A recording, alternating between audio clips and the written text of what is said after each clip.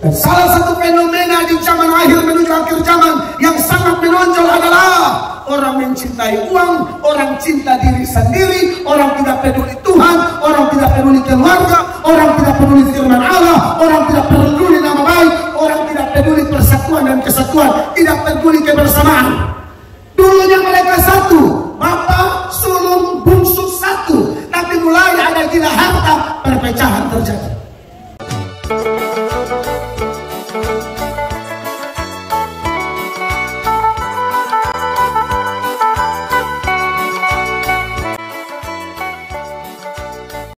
Saudara-saudara, pembacaan malam ini dalam KKR malam pertama terdiri dari Lukas 15 ayat 28 sampai ayat 32.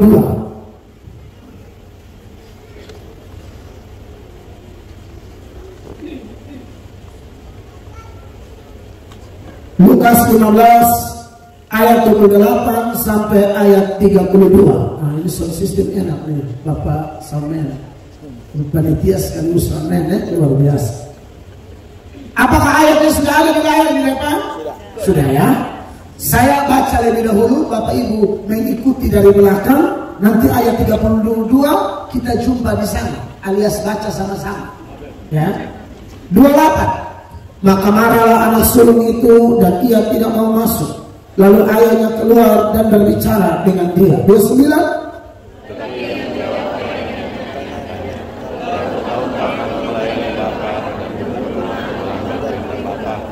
Tetapi kepadaku belum apa-apa memberikan seekor kambing untuk bersuka-cita dengan sahabat-sahabatku. Tetapi baru saja datang anak bapa yang telah memboroskan harta kekayaan bapa bersama-sama dengan pelacur-pelacur. Maka bapa menyembelih anak lembu tambul itu untuk dia. 31.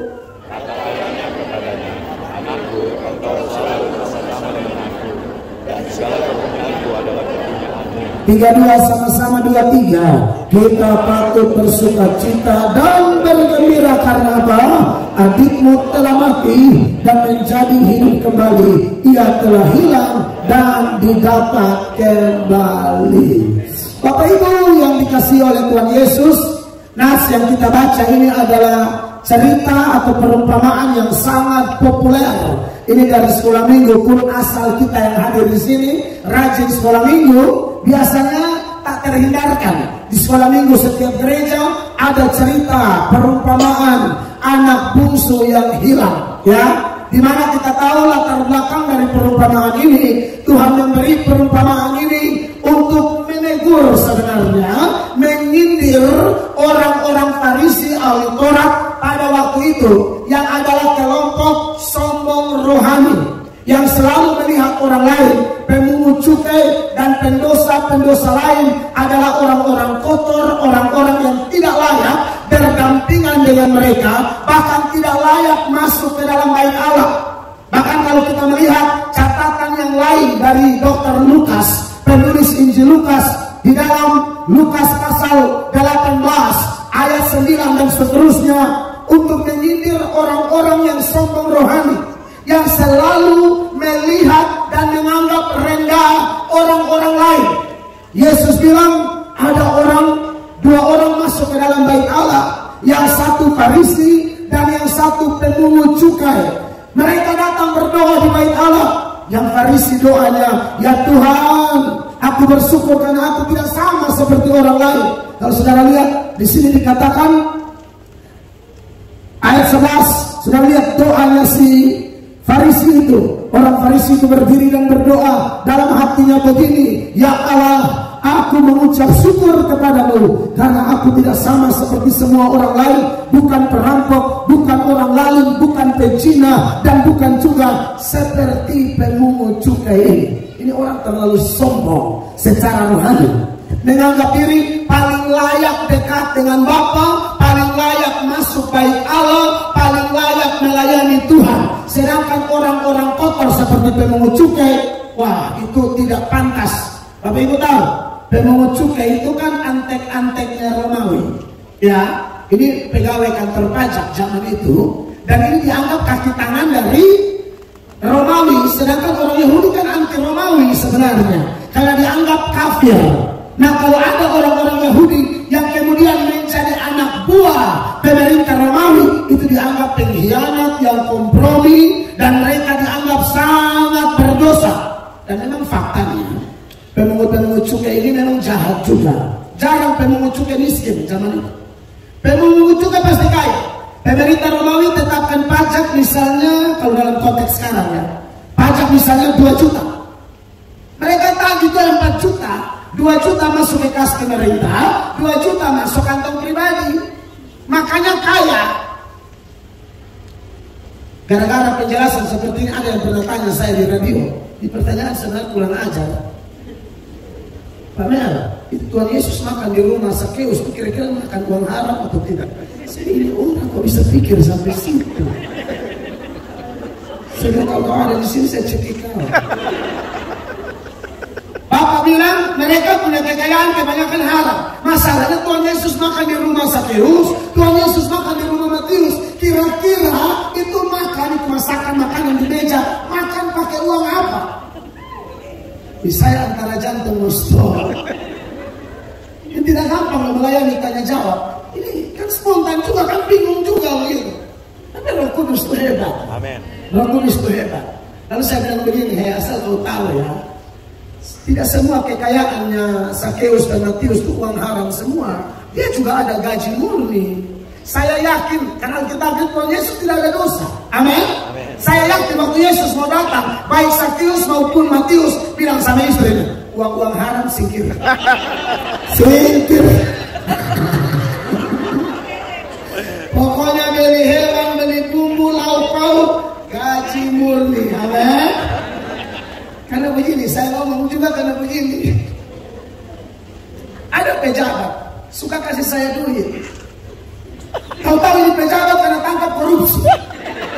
Lalu mereka tanya, nanti kau memang kena uang korupsi? Salah, gaji murni. Supaya aman toh. Saya yakin dia tidak mungkin kasih pendeta uang korupsi itu. Tidak mungkin. Korupsi dia dan keluarga. Yang murni sama Tuhan yang ada. Saya tahu yang tanya saya itu sengaja mau sindir ke pejabat itu juga. Karena sering bantu saya. Jadi mereka menyuruh, bagi Pak juga, kalau jangan salah, dia juga ada gaji pokok urusan barang.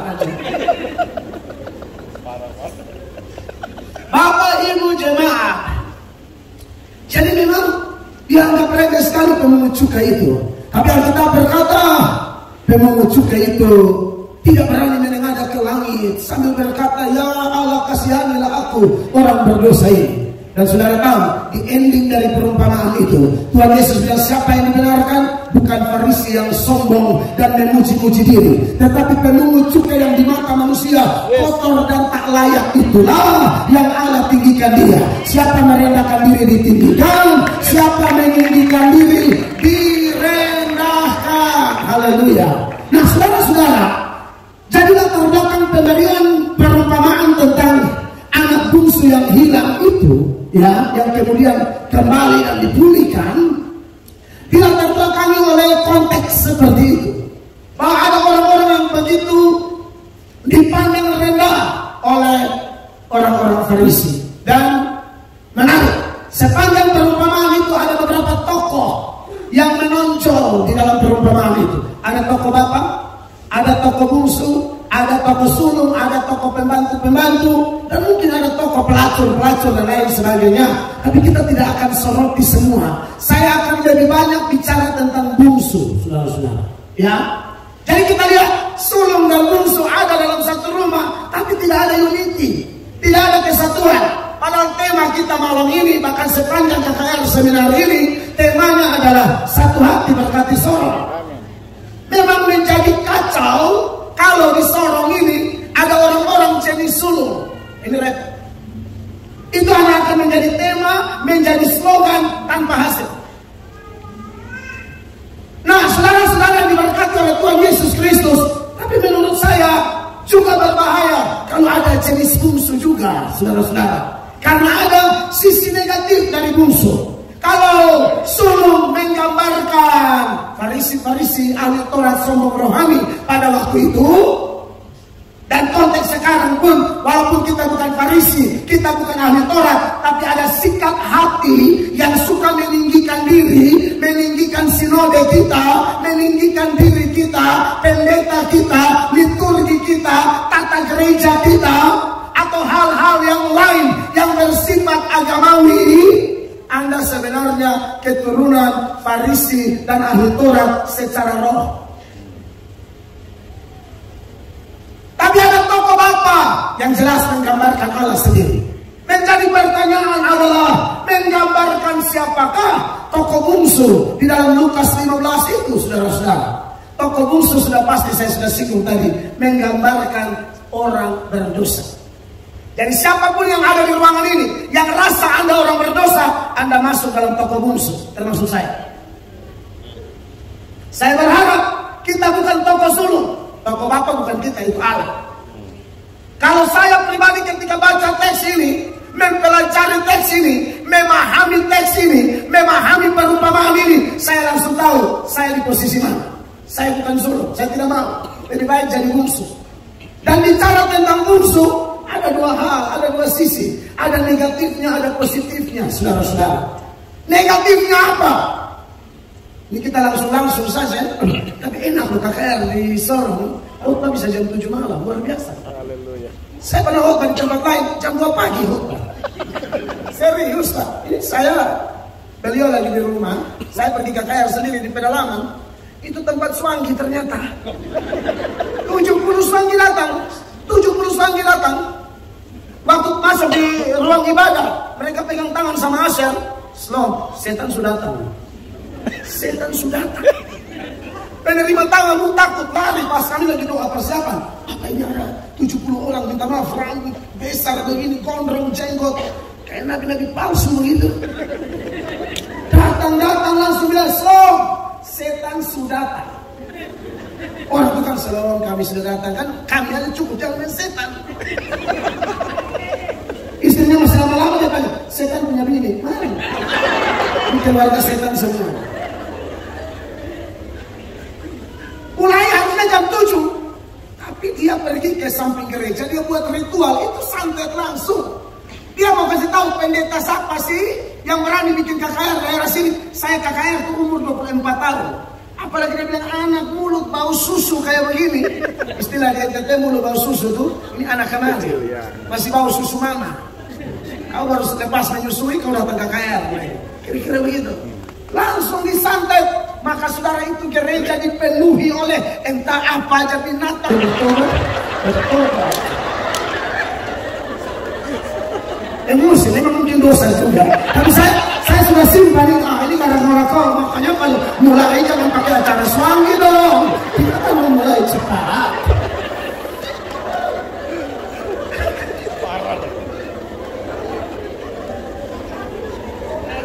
Heboh satu kampung ini. Saya masih usia 24 tahun. Langsung penduduk situ bilang, "Bapak, mau ke Bapak tinggal dengan kami?" Tentu tidak. Oh, kan ini masih pacaran kami. Semua belum nikah nih cari hari. Ini belum suami terus weh. Itu bilang, "Kapan?" Dan mau nikah urus suami. Oh, no, nanti kapan saya tinggal sama kalian. Ya dia kalah sekarang, tapi setan aja goda Tuhan Yesus lari tunggu kesempatan baik dia datang. Sebelum dia datang saya kabur dulu.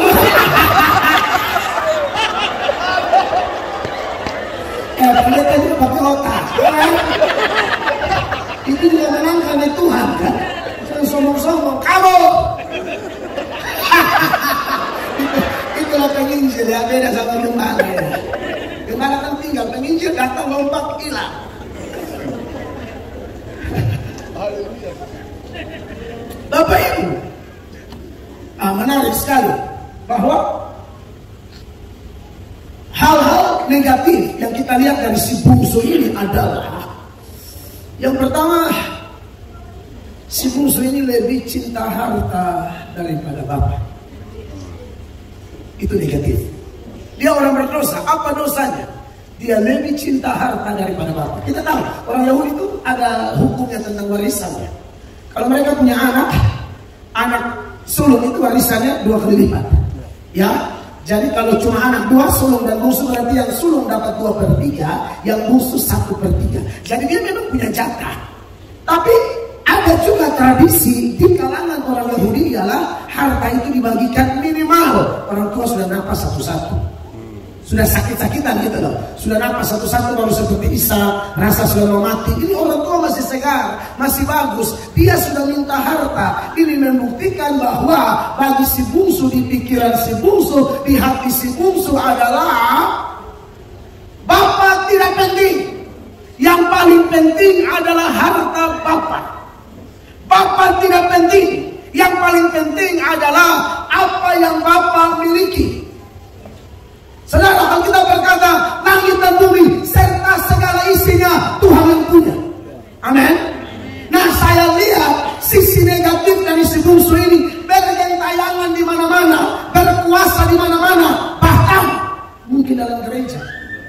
Banyak orang ikut gereja, banyak orang ikut KKR, bukan cari Bapak. Mereka cari apa yang Bapak punya. Apa sih yang Bapak punya? Kesembuhan Bapak punya. Anda percaya tidak mujizat bisa terjadi malam ini? Gampang, kecil. Amin. Kecil. Amin. Amin. Apa sih yang Bapak punya? Anda minta berkat, Anda minta kekuatan, Anda minta jalan keluar. Minta rumah tangga diberkati, pekerjaan diberkati, proyek diberkati. Itu Bapak punya semua. Tapi yang menjadi salah, kalau kita cuma cari ini, Bapak Ibu terkasih. Bahkan celaka juga kalau ada pendeta jenis bungsu. Ternyata pendeta jenis bungsu, dia tidak orientasi cari jiwa. Dia tidak orientasi menonjolkan kepentingan Bapak. Dia orientasi cuma cari kaya, cari untung, cari popularitas, cari nama besar, dan hal-hal sekunder lainnya yang sebenarnya tidak dicari pun. Allah bisa suruh hal-hal itu kejar kita, asal kita tulus, asal kita benar, asal kita sungguh-sungguh. Pendeta kalau sudah orientasi uang, sudah orientasi nama besar, sudah orientasi hal-hal yang bukan prinsip, bahaya ini. Banyak saudara belajar hari reformasi yang terjadi pada 31 Oktober 1517, 31 Oktober 2022. Itu Kristen Protestan yang di dalamnya ada karismatik juga kan? Itu berumur 505 tahun. Dari 95 dalil atau 95 tesis yang dipakukan oleh Martin Luther di pintu gerbang Wittenberg, Jerman itu diringkas menjadi 5 sola. Sola Scriptura, hanya Alkitab. Sola Gracia, hanya kasih karunia. Sola Fide, hanya iman. Solus Christus, hanya Kristus. Dan yang kelima itu Soli Deo Gloria, maksudnya kemuliaan semuanya bagi Tuhan. Zaman itu orang bangun gereja untuk kemuliaan diri loh. Kemegahan gereja, gedungnya, sistemnya itu tidak memuliakan Allah lagi. Makanya Martin Luther kritisi. Kalau sebuah gereja dibangun tidak untuk kemuliaan Allah lagi, KKR dibuat tidak untuk kemuliaan Allah lagi, menurut saya tidak beda jauh. Pelaksana KKR mirip seperti bungsu di dalam konteks sisi negatifnya. Kok bisa? Minta maaf ya Bapak Pendeta, di sini senior banyak nama Tuhan. Kemarin di gereja kami, selesai gereja berdiri, itu kan sertifikat harus atas nama gereja. Saya tidak tahu tata gereja masing-masing kan, tapi kalau kami di Asia tidak main-main. Tata gereja, sertifikat harus atas nama gereja. Masalahnya kalau memang uang saya sendiri tidak apa-apa. Nah saya lihat dari keluarga miskin melarat, yang kebanyakan makan kosong bertahun-tahun. Karena ekonomi keluarga lemah lembut. Oh, itu bukan lemah biasa, terlalu lembut sampai nyaris tidak ada. Halus. Jadi saya tidak ada barang. Bangun gereja itu saya teriak kepada jemaat, ayo kumpul duit kita bangun gereja. Masakan jemaat kumpul duit, gereja dah jadi, sertifikat dan bangunan atas nama Melato, pendeta penipu. Kecuali uang Anda, silakan. Anda tuh pengusaha gitu loh. Anda punya aset miliaran rupiah, satu kali bangun kayak gedung begini, lalu orang tinggal datang, oh no problem. Itu memang milik keluarga. Tapi ini jelas-jelas kami teriak. Dan faktanya kenapa saya buat begitu, itu sentilan sebenarnya.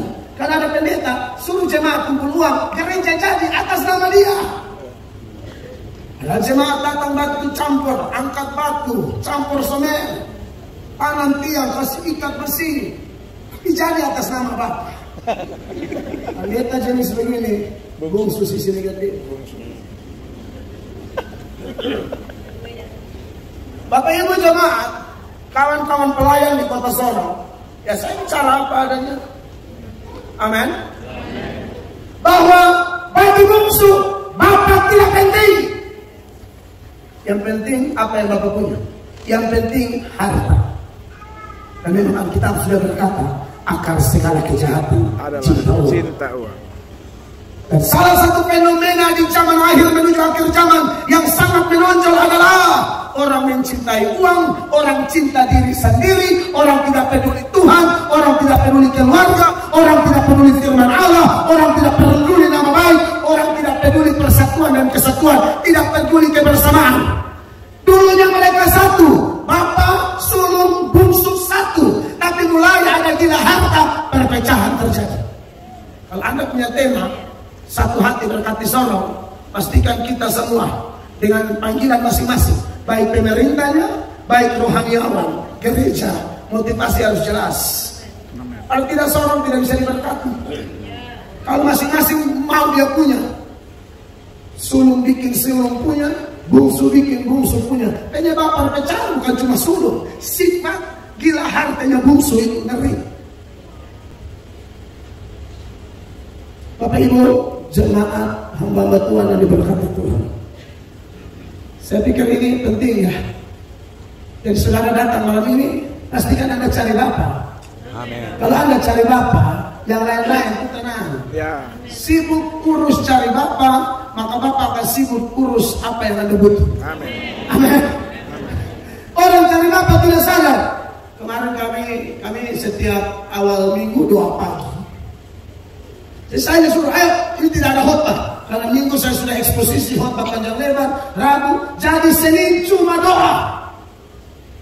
Oh, suami istri datang dilawat Allah dengan terlutut, memuji, menyembah. Mereka pulang, buka handphone, itu telepon, permintaan, kerja, proyek, berkat. Amin Tuhan itu begitu. Cari Bapak, nanti baru Bapak suruh berkat, kencar Amin. kita. Beri tepuk tangan yang meriah bagi Tuhan. Kalau ada yang sakit malam ini, datang cari Bapak dulu. KKR ada 2 malam. Jangan sampai malam pertama ini masih salah motivasi. Kita omong betul, apa adanya begitu. Amin. Kami apalagi tahu sendiri, kita tidak anti mujizat, kita percaya mujizat ada. Kecil itu. Kalau pendeta tidak percaya mujizat, kan gua berhenti jadi pendeta dia. Dia Grab atau ojek aja. Bagaimana pendeta tidak percaya mujizat? Tetapi kita didik baik-baik umat.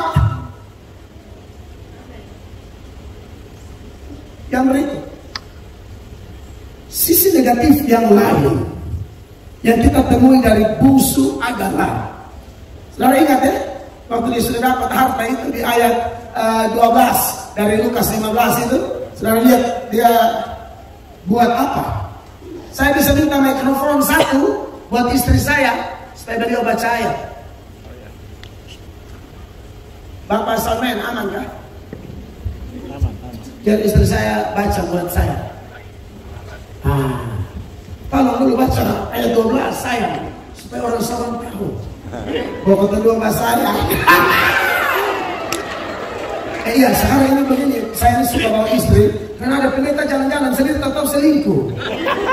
Tidak ada di Sorong, ini yang di Ethiopia. Pendeta suka jalan sendiri-sendiri. Kau tahu? Ya kalau dia ngomong-ngomong dia tidak tanya beban. Tapi kalau canda sedikit cantik dia tanya masalah apa? Pendeta Inggris. Tapi di sini tidak ada di pendeta barat.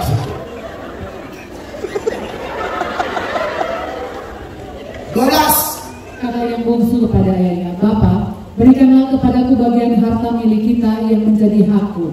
Lalu ayahnya membagi-bagikan harta kekayaan itu di antara mereka. Itu poin pertama, sisi negatifnya dia. 13. Perhatikan. Beberapa hari kemudian anak bungsu itu menjual seluruh bagiannya itu, lalu pergi ke negeri yang jauh. Di sana ia memboroskan harta miliknya itu dengan hidup berfoya-foya. Yang kedua adalah setelah dapat harta, dia pergi jauh. Jauh dari mana? Dari rumah Bapak. Sekarang kita gali. Kenapa dia pergi jauh dari rumah Bapak? Ini jawabannya. Di rumah Bapak itu banyak aturan. Anak ini menjauh karena memang dia tidak mau diatur. Ulang, ini anak mau bebas. Dia tidak mau diatur. Sisi negatif dari si bungsu yang adalah gambaran orang-orang berdosa adalah tidak mau diatur. Saudara, di dunia ini mana yang tidak ada aturan? Di negara ini ada aturan, aman? Di gereja ada aturan, di rumah kita masing-masing ada aturan, berlalu lintas ada aturan. Saya pergi ke beberapa kota yang lain di Papua ini, Papua maupun Papua Barat. Itu kadang-kadang ada yang sel kanan belok kiri. Nih, makanya kemarin saya kan KKR di syukuran ulang tahun Kabupaten Mimika. Saya KKR di situ. Jadi yang jemput kami bilang, Pak, di sini kami mesti pelan-pelan. Apalagi kalau sudah ibu-ibu, kadang-kadang berhenti di tengah jalan cerita. Di tengah jalan. Kita cerita, udah cerita rame sekali. Maksudnya kalau cerita di halaman gereja kayak ini di tengah jalan umum di garis-garis putih itu nih. Di Sorong tidak ya? Tidak ada ya? Ini gak ada yang bercerita di jalan. Luar biasa sekali. Semua ada aturan. Tapi kita bicara konteks aturan antara Bapak dan kita ya. Aturan Bapak kan terlalu banyak Bapak Ibu ya. Kalau kerja ada derka, ingat perpuluhan untuk Tuhan. Amin. Sebab kalau Anda makan uang perpuluhan, Maliaki bilang kau rampok uang Tuhan. Kita punya gereja, kita bertumbuh di mana, selalu memberi perpuluhan, silakan. Terutama berilah perpuluhan di gereja yang Anda tahu atau hamba Tuhan yang Anda tahu. Ini orang memberitakan Injil. Sebab kalau hanya dulu-dulu tidak memberitakan Injil, wah repot ini. Kita kasih gemuk orang, dia tidak bikin apa-apa. Begitu ya. Jadi semua bapak-bapak pendeta di sini kita harus menginjil supaya kalau jemaat beri perpuluhan pun mereka lega. Mereka kasih, mereka tahu ini pelayanannya arahnya kemana, mereka tahu. Amin, Bapak Ibu. Ya, jadi saudara punya gereja masing-masing ingat, itu aturan Tuhan tuh. Aturan Tuhan yang lain apa sih? Kalau sudah menikah, yang sudah menikah, buat yang bapak-bapak tidak boleh ada will. Yang ibu-ibu tidak boleh ada pil. Tidak boleh ada wanita idaman lain. Tidak boleh ada pria idaman lain. Aduh, sekarang saya lihat salah satu serangan setan yang kelihatannya paling berhasil dan menghancurkan adalah menghancurkan keluarga atau rumah tangga Kristen. Rumah tangga adalah lembaga tertua sekaligus lembaga pertama yang diberikan Allah di bumi ini. Karena setan tahu bahwa keluarga itu dibentuk untuk kepentingan Tuhan. Karena keluarga itu kan ditempatkan di antara Allah dan alam. Kelola alam dengan penuh tanggung jawab kepada Allah.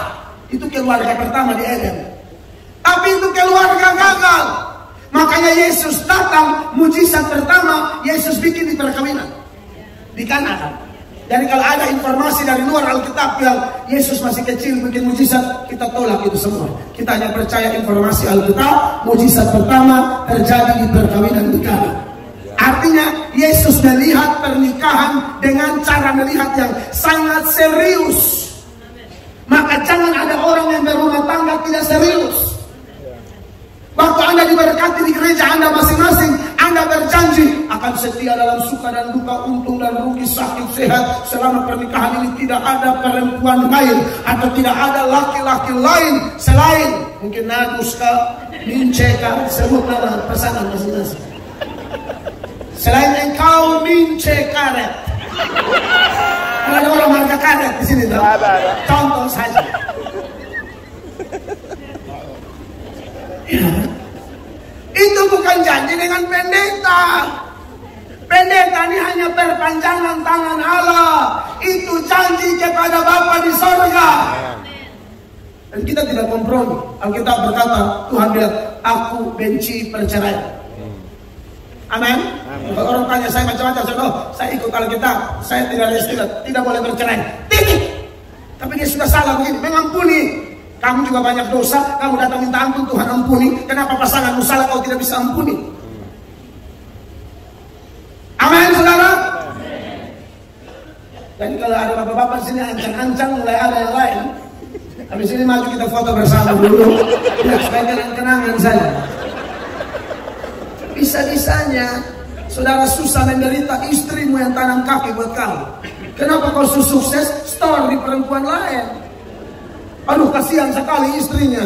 Istrinya sampai berlutut minta berkati suamiku, berkati anak-anakku. Suami sudah diberkati, langsung dia mbak langsung haleluya.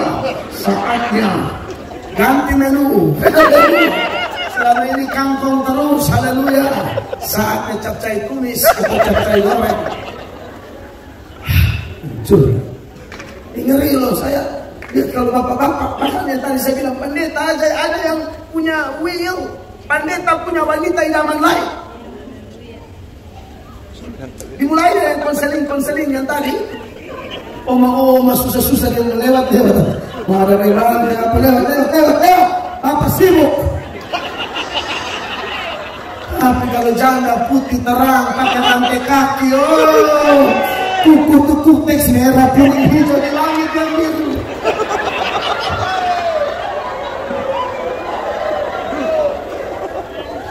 Oh, pendeta langsung tanya, ada bebang? Bapak pendeta, berikan saya malaikat, saya cekik kau di mimbar. Masih mati di mimbar. Bikin masesak di gereja.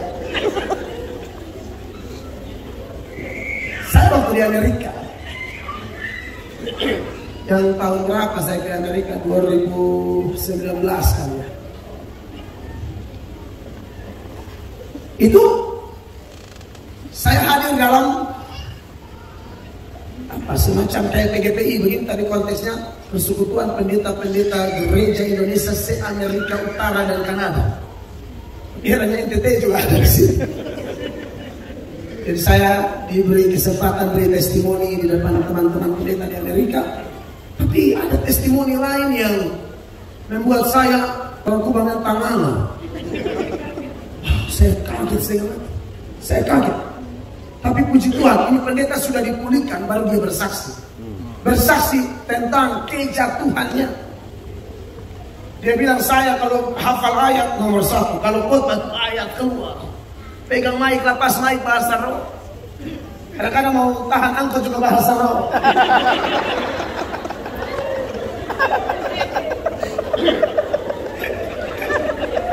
Semua bahasa roh. Kamu naik mertua juga bahasa roh. Nanti apa? Itu maksud apa? Jadi ada keluarga yang suka pergi ke rumah gembala. Awalnya biasa-biasa saja. Lama-lama sudah tidak biasa. Biasa pergi suami istri. Ini kali suami tidak ada, ibu tetap datang terus. Ibu gembala juga tidak ada. Bapak gembala ada. Akhirnya jatuh. Dimulai dari apa? Sharing-sharing. Sharing ada masalah. Lama-lama sering-sering. Keterusan. Sharing-sharing. Sering-sering. Lama-lama serong-serong. Yang terakhir baru kota ini sorong-sorong. Terakhir baru ini. Di sini tempatnya. Sesuai nama ini. Sering-sering serong-sorong. Tumbang. Lari tinggalkan istri. Beli rumah baru. Tinggal istri ibu itu tinggalkan lakinya. Bapak gembala tinggalkan, ibu gembala tinggalkan gereja, tinggalkan pelayanan. Sebelum tinggalkan ada yang menarik. Dia khotbah. Malam Sabtu ini ada bersinah gila-gilaan sama jemaat. Tapi Minggu dia khotbah menggelegar. Tabangkan, menyala. Sampai jemaat pegang tangan. Bapak khotbahnya dahsyat. Dia bilang itu tuh kayak dia disambar petir. Saya baru berselingkuh, khotbah tetap dahsyat. Jadi Anda dengar, tidak semua khotbah dahsyat betul-betul. Itu poin. Kalau baru bersih, baru maki istri, tapi tetap menyala. Haleluya, firman. Dia kayak mau lomba lari di PON 2023. Hah? Wah, kurang ajar ini luar biasa kan? Firman. Wah, hidup jahat tapi doa, obat menyala. Saya kemarin di KKR di Ambon, teman-teman di Ambon bilang menyala, itu oke, tabakar. Angus, campur semua. Saudara lihat, akhirnya larilah sama ibu ini. Istrinya itu tetap doa, minta suaminya pulang. Lalu ini ibu gembala, hati mulia sekali. Akhirnya suami pulang. Pas pulang, tidur malam, istri bilang, "Papa sudah ya, mama terima papa kembali." Bayangkan, itu ibu orang Jawa. Kalau ibu orang Sorong, lu mati. Lu mati. Tidur malam diangkat coba itu. Lengkap dengan terasi-terasinya. Nah, ya kau. Mama saya apa? Itu kalau ibunya orang Sorong atau orang NTT, selesai. NTT itu ibu-ibu angkat parang potong suami. Serius, Pak. Yang lebih kacau lagi, tiba-tiba malam tuh dia ingat selingkuhannya ini. Dia kayak sakau, sedang tahu itu orang pemakai narkoba. Kalau lagi pengen tuh dia, oh sudah gila. Jadi dia kayak sakau, ingat si, katakanlah si Susila gitu. Ya. Jadi sus pikir Yesus, padahal sus itu Susi, bukan Yesus.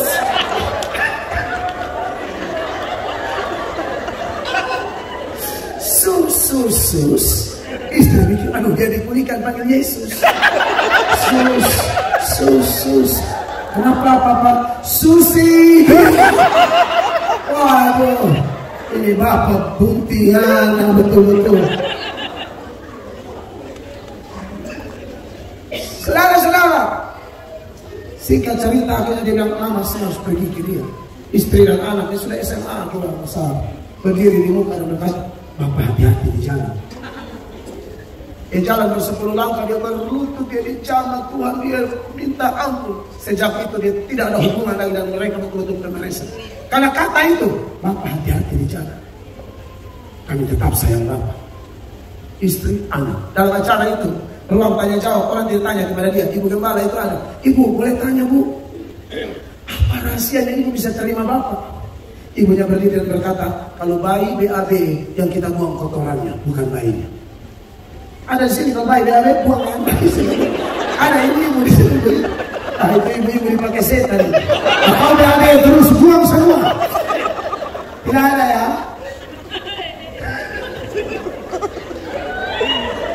Ada ibu begitu, aduh, lebih baik kau melahirkan tikus semua. Kalau saya melahirkan anak BAB buang sama anak-anak saya. Dan di situ saya mendapatkan berkah. Tapi di situ saya sebagai pengkhotbah muda, saya tidak mau memposisikan diri saya lebih baik. Di situ kayak warning keras buat saya. Lu juga hati-hati. Seolah-olah Tuhan bicara ke saya, lu hati-hati. Lu tidak hebat. Karena saya bilang sama istri ini ASN, sudah cuti di luar tanggungan negara, tidak ambil gaji. Saya bilang, mama ini bapak ada khotbah banyak, lah ikut. Go. Go and tell about Christ. Yeah. Saudara, itu aturan-aturan apa ya? Tidak boleh ada yang begitu. Perempuan juga tolong jaga diri. Kenapa perempuan sekarang itu banyak? Dia make up cantik bukan untuk suaminya. Coba alis tapi di otak laki-orang. Supaya dia tahu bahwa sesungguhnya haleluya mulai sorot bahaya. Kalau ada model begitu di sini,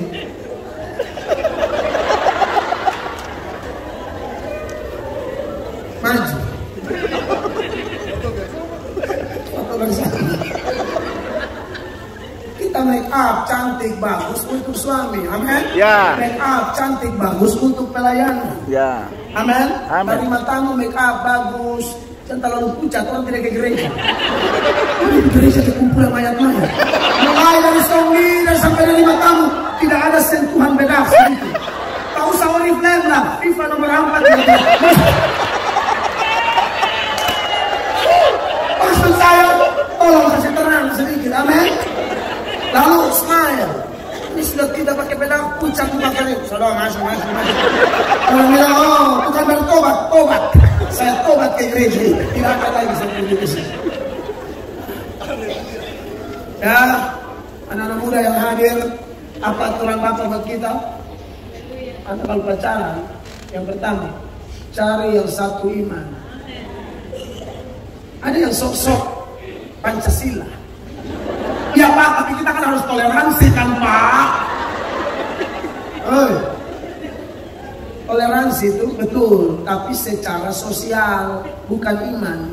Kalau ada orang beda agama susah, orang Kristen yang bantu. Amin.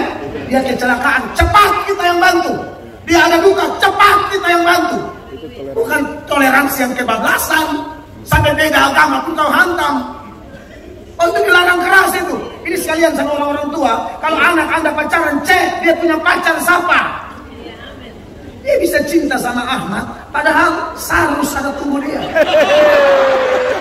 Sarus tahu siapa Sarus? Lazarus. Itu nama lengkap. Lazarus karet tadi.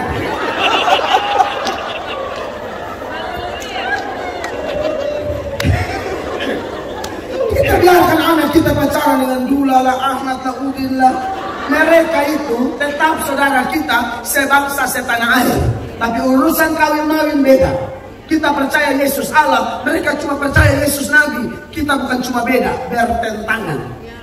Kalau hanya berbeda belum tentu bertentangan. Tapi kalau sudah bertentangan, no compromise. Tidak ada kompromi. Tolong dulu Ulangan 7 ayat 3 dan 4. Ini saya kasih setuju dari perjanjian lama lebih dahulu. Ya, tidak boleh nikah apalagi pacaran. Tidak ada itu. Pacaran apalagi nikah, tidak boleh. Kau mau ada tunggu kau? Mau tuh Markus ya? Perhatikan. Janganlah juga engkau kawin-mengawin dengan mereka. Anakmu perempuan janganlah kau berikan kepada anak laki-laki. Bapak Ibu yang ada anak, tolong cek baik-baik. Jangan asal datang muka bagus. Lu pakai keturunan. Bukan. Kita mau senang Tuhan atau lu pakai keturunan. Keturunan bagus juga, tapi kalau masuk neraka buat apa? Terus? Adapun anak perempuan mereka jangan kau ambil bagi anakmu laki-laki. Kenapa? Tidak boleh. 4. Sebab mereka akan membuat anakmu laki-laki menyimpang daripadaku, sehingga mereka beribadah kepada Allah lain. Maka murka Tuhan akan bangkit terhadap kamu, dan ia akan memunahkan engkau dengan segera. Ini bukan larangan nikah beda suku, tidak ada masalah. Papua mau jadi sama NTT, hantam, asal sama agama. Amin. Jawa mau sama Papua, hantam. Amin. Tidak ada masalah. Ambon mau sama Manado, mainkan. Cina dan Biak, jadi. Serius. Eropa diserui, hantam. Asal apa? Satu iman. Larangannya jelas. Itu perjanjian lama, perjanjian baru. 2 Korintus 6 ayat 14. Supaya anak muda di sini kau jangan sok-sok tahu ya. Jangan apalagi main-main tamborin tadi itu. Jangan. Tahu itu. Saya ngomong ini karena saya itu namanya saya dari pelayanan, dari usia kalian juga saya sudah tahu orang pelayanan. Pelayanan nomor 1 pacaran sama orang.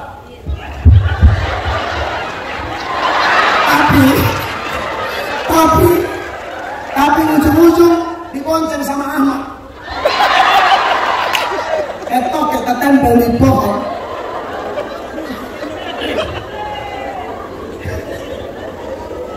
Dua Korintus 6 ayat 14. Janganlah kamu merupakan pasangan yang tidak seimbang dengan orang-orang yang tak percaya. Sebab persamaan apakah terdapat antara kebenaran dan kedurhakaan? Tidak bisa dikompromi. Kau jangan jadikan Tuhan dan setan besan. Kau sudah jangan kau paksa lagi. Bayangkan kalau di pelaminan Tuhan Yesus di sebelah, iblis di sebelah. Kita kau pesta aja. Amin. Cari desa itu yang di sebelah Bapak Yakobus, di sini Thomas, aman. Ini di sini Simon orang Serap, di sini Abdullah. Kacau. Ingat, ini konteks agama loh ya. Toleransi yang kita baru. Selain kami lihat Pancasila, ini Pancasila menurut sorotan Kristen. Oh, kita setuju Pancasila, tapi jangan kebablasan. 15. Persamaan apakah yang terdapat antara Kristus dan Belial? Apakah bagian bersama orang-orang percaya dengan orang-orang yang tak percaya? Iya, jadi kalau ada yang sudah terlanjur di sini, habis ini kasih hidup handphone, SMS dia, kakak, lo, gue, yes, lo, gue, harus begitu. Putus, jangan takut, Tuhan siapa yang terbaik. Amin. Sebab anak perempuan, terus anak gadis, itu paling gampang karena tipu. Kalian tuh kelemahan di telinga, gampang karena puji. Adek, di sana gunung, di sini gunung. Di tengah-tengah, gedung apa ini? LG. Lambert. Itu Lambert Jatmau. Lautan ku seberangi, gunung ku daki, hanya demi adek. Lalu ada tanya, kenapa tadi malam tidak datang? Gerimis ada. Kurang ajar, gunung kau daki, ha? Laut kau seberangi, ha? Gerimis kau tidak datang, saya hantam kau. Sekarang, anak-anak muda, ini Bapak ini tahu ngomong betul ya. Saya rasa berdosa sekali kalau tidak ngomong ke anak-anak muda. Karena kita yang tua-tua ini sedikit aja Tuhan supangin. Sorry, maksud saya begini. Bapak-bapak opa-opa yang tersinggung, ini hanya sekedar kesinggungan mereka. Mereka itu generasi penerus.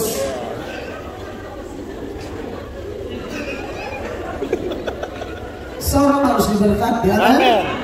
Ada satu hati untuk seorang. Pertama, satu hati dalam hal iman.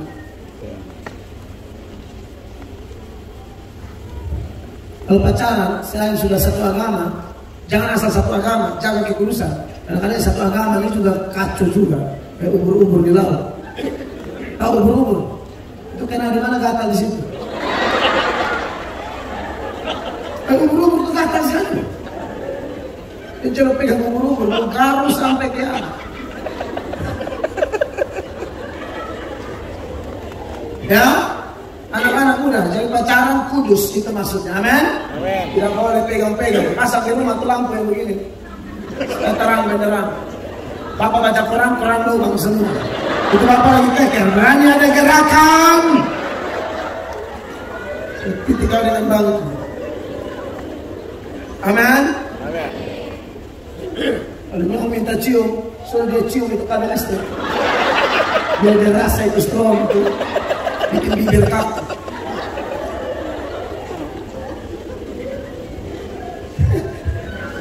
Serius ini, pacaran kudus sedikit. Amin. Dan melayani sembarang saja. Pacaran tidak kudus. Sekarang ajaklah ke kos-kos. Kadang-kadang kacau. Kakak laki-laki telepon ada perempuan, ada kau di mana? Kakak sudah tunggu di kos. Kakak saya tidak mau, nanti kalau saya ke situ kakak bikin apa-apa saya. Kalau kakak mau, kakak datang saya kos saja. Saya mau saja bodoh. Aku tidak mau di kakak kos. Kalau ada kakak di kampung kos, sama saja. Anak Tuhan yang baik, jangan kekudusan, amin. Dan masih banyak aturan-aturan yang lain. Ya, banyak. Ya. Si bungsu tidak mau diatur. Apakah kita juga seringkali tidak mau diatur? Kita suka atur diri sendiri, atur kemauan kita sendiri. Bertobat. Yang berikut, si bungsu hidup duniawi. Itu negatif. Dia pergi foya-foya, habiskan semua dengan pelacur-pelacur. Alkitab berkata, persahabatan dengan dunia adalah permusuhan dengan Allah. Pernah baca ayatnya? Yakobus 4 ayat 4. Bapak Ibu terkasih, perhatikan. Yakobus 4 ayat 4. Hai kamu orang-orang yang tidak setia, tidakkah kamu tahu bahwa persahabatan dengan dunia adalah permusuhan dengan Allah? Iya, jadi si bungsu ini artinya hidup duniawi sekali. Dunia itu sebenarnya di Alkitab kata Yunani-nya sama, tapi artinya beda-beda. Dunia itu katanya kosmos, Yunaninya. Tapi ada dunia dalam artian manusia, seperti Yohanes 3 ayat 16. Karena begitu besar kasih Allah akan dunia ini, sehingga Dia telah mengaruniakan Anaknya yang tunggal. Dunia di situ manusia bicara. Tapi ada dunia berarti tempat ini. Jika 2-3 orang di dunia ini, artinya tempat ciptaan Tuhan ini. Tapi ada dunia yang artinya adalah sistem yang dikuasai oleh si jahat. Makanya Alkitab berkata, sama bersahabat dengan dunia, dia musuh Allah. Siapa mengasihi dunia, kasih akan Bapa tidak ada dalam diri orang ini. Dan saudara-saudara, hal-hal duniawi jangan sampai mengikat kita, karena itu merusak hubungan kita dengan Allah. Itulah sisi negatif dari si bungsu. Tetapi puji Tuhan, dari teks kita, cerita atau tokoh bungsu bukan hanya memiliki sisi negatif yang kita bahas tadi, tapi ada positifnya. Ya, sebelum saya bahas positif, saya kasih tahu, yang negatif itu pasti ada akibat. Akibatnya apa? Harta habis. Yang pertama, harta semua habis. Orang yang bergantung pada harta, Tuhannya harta, harta habis, dia juga habis. Kalau kita punya harta, hanya kau milikku di surga. Amin. Ayub itu harta semua habis. Anak 10 orang mati semua, 7 laki-laki 3 perempuan, harta semua rata tanah. Tapi Ayub bilang apa? Terpujilah Tuhan. Tuhan yang memberi, Tuhan yang mengambil. Aku datang dengan telanjang, aku kembali dengan telanjang. Ayub tidak menyalahkan Allah waktu musibah itu terjadi. Karena apa? Hati Ayub di Tuhan. Yesus berkata, di mana hartamu berada, di situ hatimu berada. Kalau harta kita di dunia ini, harta habis, gila, aku bunuh diri. Tapi anak Tuhan yang hartanya di surga, mungkin harta di dunia naik turun, sebentar berkelimpahan, sebentar deposito 200 juta ke atas, turun sampai 40 juta, tapi tidak mengganggu damai sejahtera. Paulus bilang apa? Aku tahu apa itu kekurangan, aku tahu apa itu kelimpahan. Artinya apa? Anak Tuhan itu kadang-kadang alami kekurangan, kadang-kadang alami kelimpahan, tapi yang penting Paulus bilang, di dalam Dia yang memberi kekuatan, aku tanggung segala perkara. Segala perkara dapat kutanggung dalam Dia. Amin. Bapak Ibu terkasih, ini penting. Semua hal-hal negatif tadi tidak mau diatur. Lebih cinta harta daripada cinta Bapa. Hal-hal duniawi itu akan mendatangkan celaka besar. Makanya bagi yang mau kaya, yang mau cinta uang dan melupakan Allah, harus memperhatikan apa yang Paulus katakan kepada Timotius dalam 1 Timotius 6 ayat 9 dan 10. 1 Timotius 6 ayat 9. 1 Timotius 6 ayat 9, perhatikan ayatnya. Tetapi mereka yang ingin kaya terjatuh ke dalam pencobaan, ke dalam jerat, dan ke dalam berbagai-bagai nafsu yang hampa dan yang mencelakakan, yang menenggelamkan manusia ke dalam keruntuhan dan kebinasaan. Itu dia. 10. Karena akar segala kejahatan ialah cinta uang. Ya. Sebab oleh memburu uanglah beberapa orang telah menyimpang dari iman dan menyiksa dirinya dengan berbagai-bagai dosa. Orang hanya buru uang, tinggalkan agama, buru uang, lalu macam-macam. Ujung-ujung tenggelam, ujung-ujung hancur. Amin. Oleh karena itu, Bapak Ibu terkasih, akibat yang tidak bisa dihindari. Setelah itu, melarat habis-habisan, habis melarat, mau makan saja susah. Kita tahu cerita ini. Sampai mau join dengan babi aja baru, apa lagi kau? Babi tidak sudi, bukan cuma tulang babi juga pasti tidak mau. Babi ada lapar, kalau ikut makan sama-sama, mau mati. Sudah lihat, anak orang gedongan jatuh sampai ancur-ancur. Tapi ada sisi positif. Bungsu bertobat. Pertobatan bungsu dimulai dari apa? Langkah pertama, mulai ada kesadaran. Pertobatan orang dari sudut pandang manusia itu biasa dimulai dari kesadaran. Ayat 17 dari Lukas 15, dia menyadari keadaannya. Andai kalimat ini, perhatikan. Lukas 15 ayat 17. Bungsu mulai bertobat dimulai dari sadar akan keadaan. Dia mulai merenungkan keadaan. Mana ayatnya? Lalu ia menyadari keadaannya, katanya, betapa banyaknya orang upahan Bapakku yang berlimpah-limpah makanannya, tetapi aku di sini mati kelaparan. Sudah ini perenungan, sudah habis semua toh? Mulai duduk merenung. Kalau kita seberangkan dalam konteks sekarang, orang bertobat sudah begini. Ini umur sudah 40, 50, anak sudah besar. Masa saya mabuk terus? Masa saya judi terus? Masa saya dunia malam terus? Ini kalau saya mati, anak-anak saya masih kecil, bagaimana? Banyak saudara-saudara saya dari Papua ini yang nanti sudah buta, sudah lumpuh, baru telepon saya. Betul. Saya tanya, ini lumpuh gara-gara apa? Di kawan 5 orang minum, 3 orang minum, 2 mati, saya sendiri masih hidup. Oh, kakak, itu anugerah. Kakak harus bertobat. 2 mati itu, saya tahu lah orang-orang kita di sini ini sama. Tuh, kita Indonesia Timur, kalau kena mabok tuh, sungguh-sungguh, dia doa sungguh-sungguh, ibadah sungguh-sungguh, mabok juga sungguh-sungguh. Segenap hati waktu dia total. Total untuk Tuhan saja semua kau total. Alkitab bilang, Tuhan Paulus bilang sama Timotius, berhubung pencernaanmu bermasalah, minumlah anggur sedikit. Beda minum sedikit dengan sedikit-sedikit minum. Kalau minum sedikit-sedikit menurut anjuran dokter, itu bagus buat kesehatan. Minum apa? Sedikit-sedikit menurut anjuran dokter.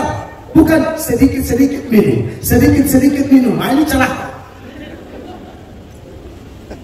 Ya, saya harus ngomong ini. Kan saya lihat kita punya daerah Indonesia Timur, NTT, Maluku, Papua, Manado. Aduh, Kristen paling banyak, tapi jahatnya luar biasa. Tolong teladani di bungsu ini. Sadar. Umur sudah berapa? Cek akte kelahiran, cek kalender. Connect ini 2 nih. Akte kalender. Supaya tahu umur berapa. Ada yang sudah kepala 4, kepala 5, STNK. Sudah tua nakal kembali. Kacau ini. Saya di NTT ada opa-opa mati di tempat prostitusi. Jalan sudah begini-begini. Kamu lebih lucu mana? Paksa minum obat kuat telur kunyit. Apa kamu? Opa-opa telur ayam kampung kunyit madu. Mati. Ada opa-opa begitu di sana? Tidak ada.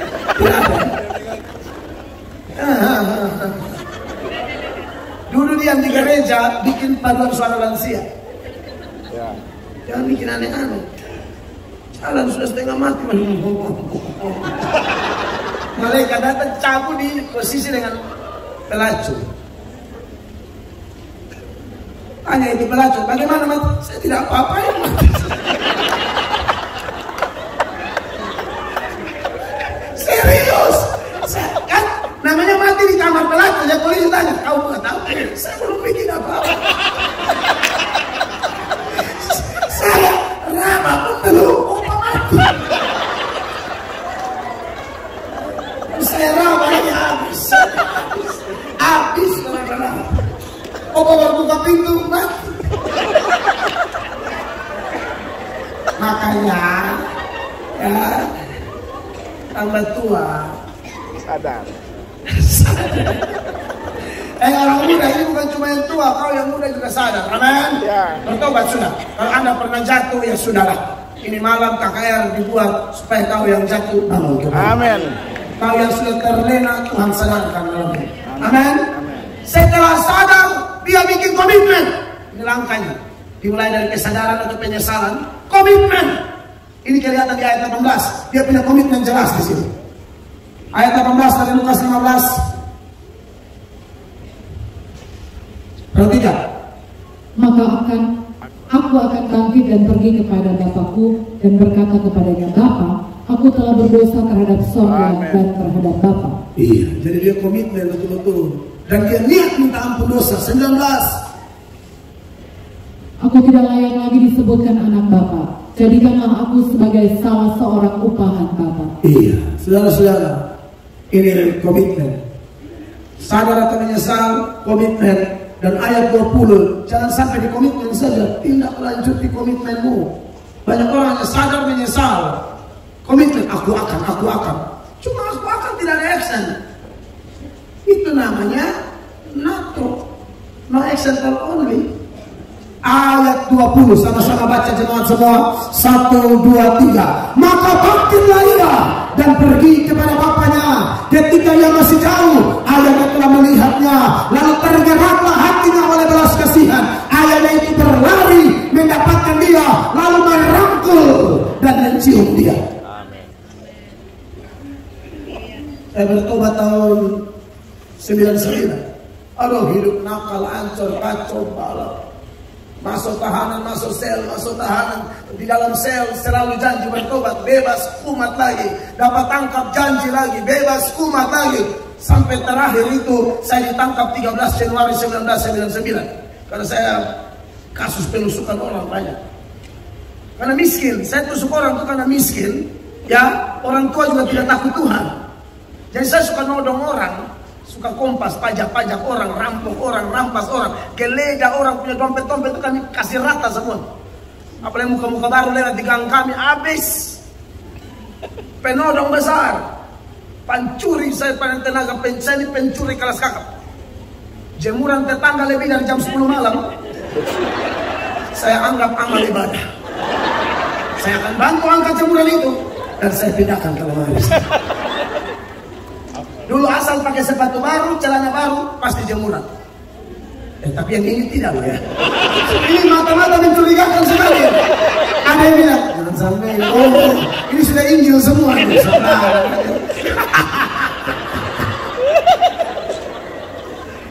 Injil semua nih. Kalau dulu jemuran. Parang jangan dong. Bapak Ibu jemaat terkasih, tapi Tuhan baik. Saya diinjili oleh mantan narapidana. Saya Tuhan kita capek nakal. Semua kejahatan sudah kami buat. Hamba capek tuh. Hamba mau bertobat. Saya komitmen, besok saya siap. Malamnya saya mama tolong setrika baju saya. Besok saya mau ikut persekutuan doa. Mama antara percaya tidak percaya. Saya bilang, mama, beta ini kali betul-betul bertobat.